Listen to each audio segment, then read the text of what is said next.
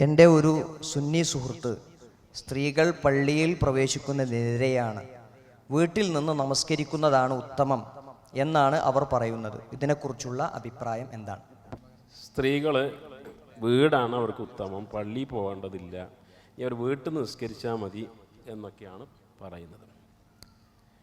ശരിയാണ്, ഹദീസിൽ വബുയൂത്തുഹുന്ന ഖൈറുൻ ലഹുന്ന, അവരുടെ വീടാണ് അവർക്ക് ഏറ്റവും ഉത്തമം എന്ന് വന്നിട്ടുണ്ട്.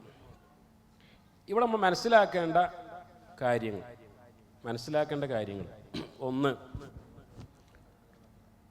സ്ത്രീ അടിസ്ഥാനപരമായി, അല്ലെ സ്ത്രീ എന്ന് പറഞ്ഞ പുരുഷനെ പോലെയല്ല. നേരത്തെ അബ്ദുൽ മാലിക് സലഫിയുടെ പറഞ്ഞു, രണ്ടും രണ്ട് സൃഷ്ടികളല്ല, സൃഷ്ടിയ രണ്ട് ഇനങ്ങളാണ്, ആണ് വേറെ പെണ്ണ് വേറെ. ഓട്ട മത്സരം മറ്റ് കാര്യങ്ങളിലൊക്കെ പുരുഷന്മാരാണ് ഏറ്റവും മുമ്പിലുണ്ടാകുക. എന്നാൽ ഹിഫ്ലാക്കാനുള്ള ബൈഹാർട്ടാക്കാനുള്ള വിഷയം വരുമ്പോൾ നിങ്ങളാണ് മുമ്പിൽ. അതിൽ പുരുഷന്മാരെ ഒരു പണത്തൂക്കം മുമ്പിൽ നിങ്ങളാണ്. എന്നാൽ കായികാധ്വാനം മറ്റ് കാര്യങ്ങൾ ഇതിലൊക്കെ പുരുഷന്മാർ. അപ്പോൾ രണ്ടാണ്. മനസ്സും അങ്ങനെ തന്നെ. ഒരു പ്രശ്നം ഉണ്ടാകുമ്പോഴേക്കും നെഞ്ഞത്തടിച്ച് എനിക്ക് ഇനി ആരാണോ എന്ന് ചോദിച്ച് അലമുറ ഇടുന്നതും സ്ത്രീകളാണ്. പുരുഷന്മാർ ഒരു കൂവത്തിൻ്റെ പ്രതീകമാണ്. അപ്പം അങ്ങനെ രണ്ട് രൂപങ്ങളുണ്ട്. അപ്പോൾ സ്ത്രീയെ ഇസ്ലാം അല്ല, പ്രകൃതിപരമായി തന്നെ അവൾ ഒരു രാജ്ഞിയാണ് എന്നാ പറയുന്നത്. എവിടുത്തെ? ആ വീട്ടിലുള്ള കൊട്ടാരത്തിലുള്ള രാജ്ഞിയാണ് അവളാണ് കൽപ്പിക്കേണ്ടത്. അവളാണ് കുട്ടികളുടെ കാര്യം, ഭർത്താവിൻ്റെ കാര്യം എല്ലാം റെഡിയാക്കേണ്ടത്. ആ വീട്ടിലെ സന്തുലനാവസ്ഥ ഉണ്ടാക്കേണ്ടത് അവളാണ്. അവൾ ഇതൊന്നും ചെയ്യാതെ പുറത്തേക്ക് പോവുക, പുരുഷന്മാരെ പോലെ അങ്ങാടിയിൽ ഇറങ്ങുക, അതൊരു ശരിയായ കാര്യമല്ലല്ലോ. മാത്രമല്ല അത് അവൾക്കൊരു ബുദ്ധിമുട്ടാണെന്ന് പോലെ തന്നെ പലപ്പോഴും മറ്റുള്ള ആളുകൾക്ക് ബുദ്ധിമുട്ട് ഉണ്ടാക്കുന്നു എന്നതും സത്യമാണ്. അതുകൊണ്ട് സ്ത്രീ എന്ന് പറഞ്ഞാൽ അവൾ അടിസ്ഥാനപരമായി വീട്ടിൽ കഴിയേണ്ടവളാണ്. അതിൻ്റെ അർത്ഥം ഇനി സ്കൂളിൽ പോകാൻ പാടില്ല, കോളേജിൽ പോകാൻ പാടില്ല, പഠിക്കാൻ പോകാൻ പാടില്ല, അങ്ങാടി പോകാൻ പാടില്ല, ഒരു വസ്തു ഒക്കെ ഹറാമായി എന്നല്ല. അടിസ്ഥാനം ഇതാണ്. ഇനി ഒരു സ്ത്രീയും പഠിക്കാൻ പോകില്ല വിചാരിക്കുക, ഗൈനക്കോളജിസ്റ്റ് വേണ്ട, ആണുങ്ങൾ പോയി ഗൈനക്കോളജിസ്റ്റ് പണിയെടുക്കാൻ പറ്റുമോ? അത് ചിലപ്പോൾ ഉണ്ടാവും, പക്ഷേ അത് അവർ കൈകാര്യം ചെയ്യണം. അപ്പോൾ ആണിനോ ചിലത്, പെണ്ണിനോ അതൊക്കെ പഠിക്കണം, വിദ്യാഭ്യാസം വേണം. അടിസ്ഥാനപരമായി ഇങ്ങനെയാണ്. അടിസ്ഥാനപരമായി പുരുഷൻ മറ്റൊരു രൂപത്തിലാണ് എന്നാണ് സൂചിപ്പിച്ചത്. ഇവിടെ ഒരു സ്ത്രീ പുറത്തേക്ക് ഇറങ്ങി ഫിത്നയുണ്ടാവും എന്നുണ്ടെങ്കിൽ അങ്ങനെയുള്ള സ്ത്രീകൾ പള്ളിക്ക് പോകണ്ട. പള്ളിക്ക് പോവാണ്, സെന്റ് വാരി തേച്ച്, സ്പ്രേ അടിച്ച്, ലിപ്സ്റ്റിക് ഇട്ട്, കണ്ണെഴുതി, മോറെഴുതി ഒക്കെ കൂടെ ആക്കിയിട്ട് എന്തിനാ അവള് പള്ളിയിൽ പോകണം? ആർക്ക് വേണ്ടിയിട്ടാണ് പള്ളിയിൽ പോകണം? പടച്ചവനെ പേടിച്ചിട്ടാ. അതുകൊണ്ട് ഇങ്ങനെ ഇടങ്ങേറാക്കുന്ന സ്ത്രീകൾ പള്ളിയിലേക്ക് പോകേണ്ടതില്ല.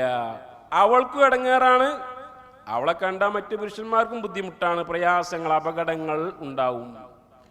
അതുകൊണ്ട് വബുയൂത്തുഹുന്ന ഖൈറുൻ ലഹുന്ന, അവർക്ക് അവരുടെ വീടാണ് ഉത്തമം.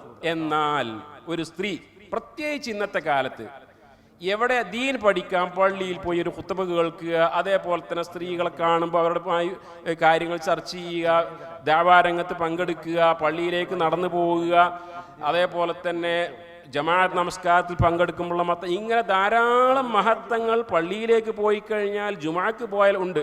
അത് പുരുഷന്മാർക്ക് മാത്രമേ ഉള്ളൂ, സ്ത്രീകൾക്കൊക്കെ നിഷിദ്ധാണ്. അങ്ങനെ ദീൻ പറയുന്നുമില്ല. പിന്നെ ബുയൂത്തുഹുന്ന ഖൈറുൻ ലഹുന്ന, സ്ത്രീകൾക്ക് വീടാണ് ഉത്തമം എന്ന് പറയാൻ ഒരു കാരണം, അവിടെ ഉത്തമം എന്ന് പറഞ്ഞു ആരും മനസ്സിലാക്കിയത് സ്ത്രീകൾക്ക് പള്ളിയിൽ പോക്ക് ഹറാമാണ്. ഈ ഹദീസ് എടുത്താൽ ചില ആൾക്കാർ പറയും സ്ത്രീകൾക്ക് പള്ളി ഹറാം. എവിടെ ഹറാം എന്ന് പറഞ്ഞത്?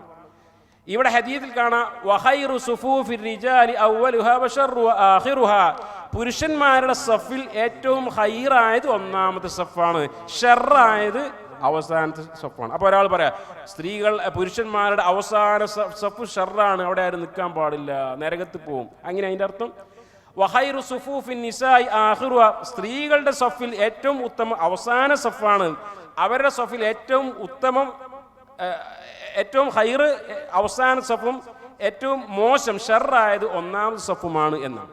ഇവിടെ നമ്മൾ മനസ്സിലാക്കുന്നത്, റസൂലുള്ളാഹി സ്വല്ലല്ലാഹു അലൈഹി വസല്ലമ തങ്ങളുടെ കാലത്ത് സഫ് നിൽക്കുമ്പോൾ റസൂൽ അവിടെ ഇമാമ് നിൽക്കും, പിന്നെ പുരുഷന്മാർ നിൽക്കും, പിന്നെ അതിൻ്റെ അടിയിൽ പിന്നെ മറയുമില്ല, ചുമരുമില്ല, ഒന്നുമില്ല, നേരെ തൊട്ട് പിന്നിൽ സ്ത്രീകളാണ് നിൽക്കാറുണ്ടായിരുന്നത്.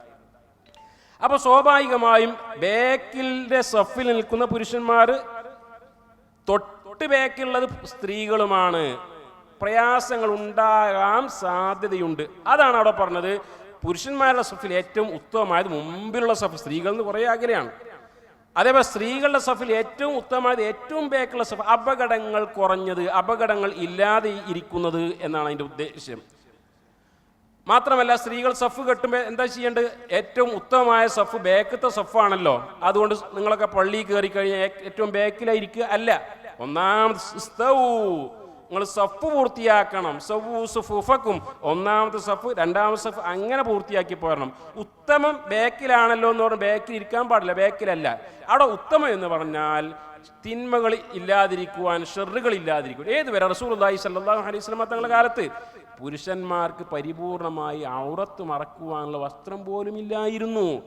എന്നിട്ട് സ്ത്രീകൾ പിന്നിൽ നമസ്കരിച്ചു. റസൂൽ പറയാം, സ്ത്രീകൾ പള്ളിയിലേക്ക് വരരുത്, പുരുഷന്മാർക്ക് ഒരു പക്ഷേ അവരുടെ ഔറത്ത് കാണാൻ സാധ്യതയുണ്ട്, പള്ളിക്ക് വരാൻ പാടില്ല എന്ന് പറഞ്ഞില്ല എന്ന് മാത്രമല്ല, ഈ അപകടം ഇല്ലാതിരിക്കുവാൻ വേണ്ടി സ്ത്രീകളോട് പറഞ്ഞു, സ്ത്രീകളെ പുരുഷന്മാർ പരിപൂർണമായി സുജൂദിൽ നിന്നും എഴുന്നേറ്റതിന് ശേഷമല്ലാതെ നിങ്ങൾ സുജൂദിൽ എഴുന്നേൽക്കാൻ പാടില്ല. എന്തുകൊണ്ട്? ഒരു പക്ഷേ ഔറത്ത് കണ്ടേക്കാം, വസ്ത്രം ഇല്ല അവർക്ക്, അത്രേ വസ്ത്രമുള്ളൂ, എന്നിട്ടും പള്ളിയിലേക്ക് വരരുത് എന്ന് പറഞ്ഞിട്ടില്ല. ചുരുക്കത്തിൽ അവിടെ വല്ല അപകടം വരുത്താൻ വല്ല സ്ത്രീകളും പോവുകയാണെങ്കിൽ അങ്ങനെയുള്ള ആളുകളെ സംബന്ധിച്ചിടത്തോളം നിങ്ങൾക്ക് വീട് തന്നെയാണ് ഉത്തമം, അല്ലെങ്കിൽ സ്ത്രീകൾക്ക് അടിസ്ഥാനപരമായി അതാണ് ഉത്തമം. എന്നാൽ പള്ളിയിലേക്ക് ജമാഅത്തിന് പോകുമ്പോഴുള്ള പ്രതിഫലം, അതേപോലെ തന്നെ നിസ്കാരത്തിൻ്റെ പ്രതിഫലം, ഇങ്ങനെ ധാരാളം മഹത്വങ്ങളും ആ ജമാഅത്ത് നമസ്കാരത്തിലും ജുമയിലുമുണ്ട്. അത് അവർക്ക് ലഭിക്കുക തന്നെ ചെയ്യും. അല്ലാഹു തആല ആല.